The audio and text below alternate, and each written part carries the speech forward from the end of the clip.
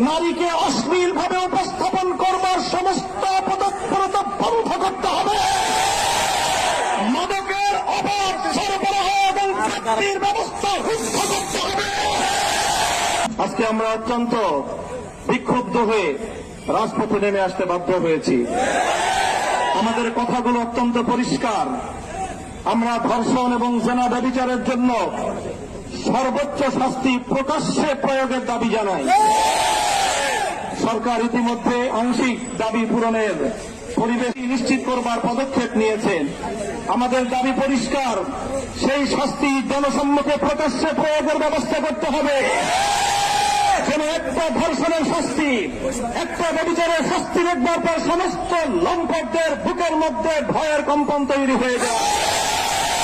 আমাদের স্পষ্ট আরেক দাবি হল, শুধুমাত্র ধর্ষণের কঠোর শাস্তির মাধ্যমে ধর্ষণ এবং ব্যভিচার বন্ধ করা যাবে না। এর যে উৎসমুখগুলো রয়েছে সেই উৎসমুখগুলো বন্ধ করতে হবে। নারীকে অশ্লীল ভাবে উপস্থাপন করবার সমস্ত পদক্ষেপ বন্ধ করতে হবে।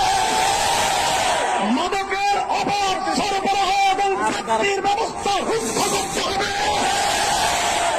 নারীকে যারা অশ্লীল ভাবে উপস্থাপন করছে, সিনেমার বিলবোর্ড, বিভিন্ন চলচ্চিত্রের পর্দা, নাটক এবং টেলিভিশনের পর্দার মাধ্যমে যারা নারীকে ভোগ্য পণ্য হিসেবে, ব্যবসার পণ্য হিসেবে উপস্থাপন করছে, তারা মাতৃজাতির কলঙ্ক করছে।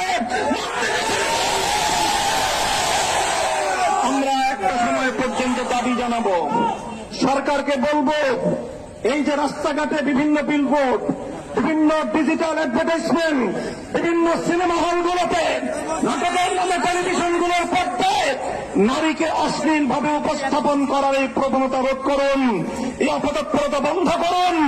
একটা সময় পর্যন্ত আমরা দাবি জানাবো। যদি আমাদের শান্ত আন্দোলনের ভাষা বুঝতে সরকার ব্যর্থ হয়, তাহলে তাওহীদি জনতা এই অশ্লীলতা আখড়াগুলোকে নিজেদের হাতে আমরা ভেঙে খান।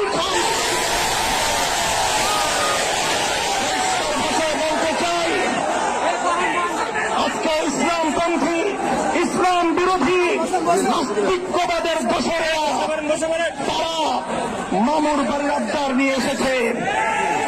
ওরা ধর্ষণ বন্ধ করতে চায় না। ওরা ধর্ষণ বিরোধী বিভিন্ন সংগ্রাম এবং বিভিন্ন সমাবেশের নামে রাজপথে প্রকাশ্যে নারী পুরুষ তারা অশ্লীল এবং যৌন আচরণের মাধ্যমে গোটা দেশ এবং জাতিকে কলঙ্কিত করার পরে তারা চালাচ্ছে। আরেকদিকে গোটা দেশে জেনা ব্যভিচার ধর্ষণের উস্কানি দেওয়ার জন্য অশ্লীলতার আখড়া সিনেমা হলগুলোকে উন্মুক্ত করে দেওয়া হচ্ছে।